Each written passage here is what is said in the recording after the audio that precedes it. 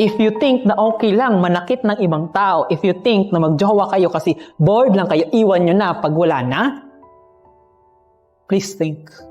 Because you can change the path, the life of that person because of that trauma na binigay nyo sa kanila. So kung magjowa ka ngayon kasi nag-i-enjoy ka lang, pag hindi na, iwan mo na siya kasi hindi ka na masaya, hahanap ka naman, anong mangyayari sa taong yun? You are responsible. Kung hindi pa kayo handa at pag nagloloko lang kayo, nag-i-enjoy lang kayo, huwag kayong magjowa. Because the only reason na magjojowa kayo is mag-aasawa kayo. Pero dahil lang mag-enjoy kayo, yes, nag-i-enjoy ka along the way sa journey mo. Pero paano yung taong sinaktan mo?